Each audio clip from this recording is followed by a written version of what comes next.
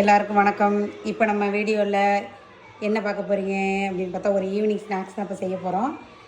அப்பம் செய்ய போகிறோம், கேரளா ஸ்டைல் அப்பம். இதுக்கு தேவையான பொருளை பார்த்துருவோம். ஒரு 3 வாழைப்பழம், மைதா, காய்ச்சி ஆற வச்ச பால், கருப்பு எள், ஜீரகம், சீனி. இதான் இதுக்கு தேவையான பொருள். அடுத்து உப்பு, அவ்வளோதான்.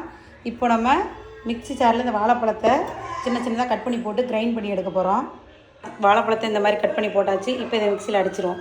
ஜீனி பால் சேர்த்து அடிச்சிருவோம். ஜீனி பால் சேர்த்தாச்சு. இப்போ இதை நம்ம அரைச்சிருக்கலாம்.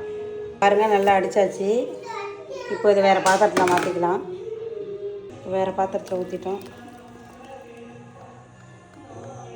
இதாக சேர்த்துடலாம்.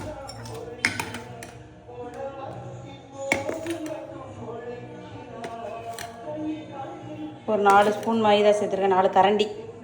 இப்போ இதில் கருப்பு எள், சீரகம், சோடா உப்பு சேர்க்க போகிறோம். சீரகம் போட்டுக்கலாம், உப்பு.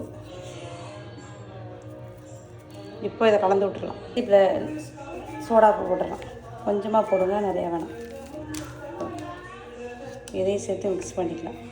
இப்போ இந்த மாவை ஒரு 10 நிமிஷம் நம்ம ஊற வச்சிடணும். அதுக்கப்புறம் தான் நம்ம சுட்டு எடுக்க போகிறோம். இப்போ மாவு நல்லா ஊறிடுச்சு. 10 நிமிஷம் கழித்து பாருங்கள், மாவு நல்லா ஊறிடுச்சு. இப்போ இதை நம்ம எண்ணெயில் பொரிச்சு எடுத்துடலாம். எண்ணெய் நல்லா காஞ்சிடுச்சு. இப்போ இந்த எண்ணெயில் கொஞ்சம் கொஞ்சமாக ஊற்றி எடுத்துடலாம்.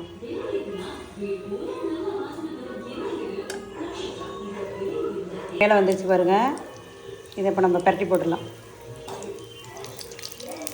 கருவாமல் எடுத்துருங்க. பாருங்கள், நல்லா செவந்துருச்சு. இப்போ நம்ம அதை எடுத்துடலாம். சுவையான கேரளா ஸ்டைல் அப்பம் தயாராகிடுச்சு.